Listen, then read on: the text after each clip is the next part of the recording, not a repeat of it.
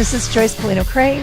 I am the news director at Westford Community Access TV, and I am here today with two firefighters from the Westford Fire Department, and we are talking about the new engine truck that just arrived in town. When did it show up, Justin? It went into service probably about 2 weeks ago. And it's shiny red. It is. Every little boy's dream. I know, I raised two. Brian, tell us what are some of these amazing gadgets here that... So what you're looking at here is the main pump panel for this truck. This is how we get water to the fire, and we connect with the hydrant over here. But basically, these are all the different valves and everything else that we use to get to our hose lines that we have over here as well, so that we can get water to the fire. There's a tank inside here with all the water inside of it.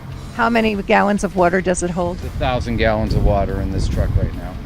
Basically what we're looking at here is just a giant toolbox, right? So we carry all the necessary tools that we might need on any given day for any particular incident that we go to. This is called a high-rise kit. This is something that we would take into a building and connect to what's called a standpipe within the building.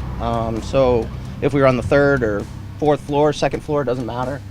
This is something we can connect to the building itself, and then we can actually use this line to put fires out if we needed to.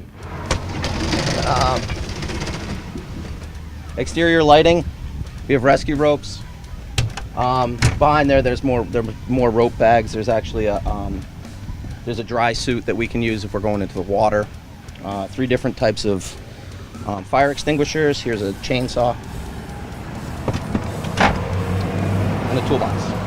So back here we have our hydrant bag. So when we pull up, we have our equipment in here. This basically gets carried over to the hydrant, and inside here is everything we need to hook up to the hydrant. Our tools are in here. This handy bag with a hammer and multiple connections we use, as well as this device. And this one here is used if we have to go into water to help us get water to the fire. Like a pond, yeah, exactly, or a lake. Which there are many of in Westford. Absolutely. And you do train for that. Correct. Absolutely. And then this ladder gets us up top. Up underneath these 2 tarps is some extra hose. Our big hose that we hook up to the hydrants is up there. It's called LDH, and then we have 3-inch hose as well to get up there. And the ladder's used to help us access it. And then we have some hard suction in both those sections that is well used in the lakes and the ponds. And in here we have our ladder storage, a 24 footer, a 14 footer, and then this one's 10 feet for attics. And then we got some other tools here that we use for different reasons, pulling down ceilings, gaining entry into houses. And everything just nests neatly in there. For now, yeah, absolutely. It's all designed ahead of time. In case we need power to scene, we've got a cord here. We can pull this pretty far. And then we have a fan for venting, multiple lights to give us more lighting at night, and extension cords. And then just some handy tools. So when you buy a new fire engine, does all the equipment come with it, or do you stock that later? We have to either reuse stuff or buy new stuff. That's generally how it works. Doesn't come with any of this equipment. So this was about a $500,000 truck, or $600,000 you said? That is correct. And so is the equipment extra beyond that? Yes, exactly. And it gets pretty expensive with the equipment on top of it as well. That's why some of it gets reused. It depends on the budget.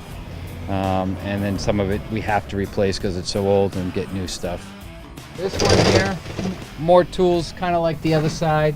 This swings open, and there's more room back here. Future room for more tools if we need them to mount on there. But these are all mounted so they can be secured safely. And then this is another compartment, just like on the other side. These are all extra bottles for us, for our SCBAs, for when we're in fires. There's bottles in the front of the truck we'll show you soon, and these are just the spares.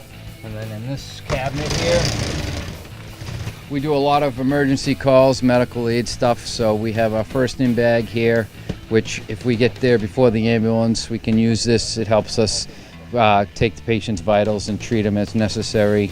And then we have oxygen here as well if the patient needs some oxygen with multiple devices inside, non-rebreathers, BVMs.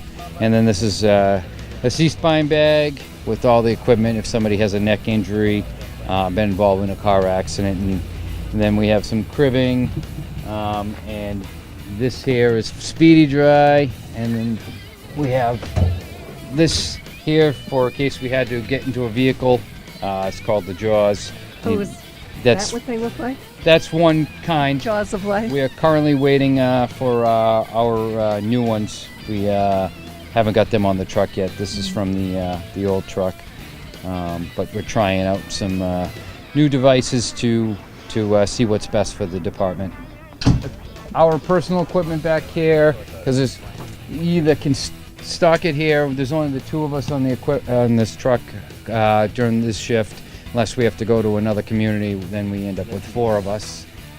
And so right now it's not being used, but we can put like a fire coat, fire helmet, and boots inside here. So right now it's stuck for 2 firefighters, and you can stock it for 4. Yes. Are there seats for 4? There's 2 seats back here, and then we have obviously the driver's seat and the officer's seat up front.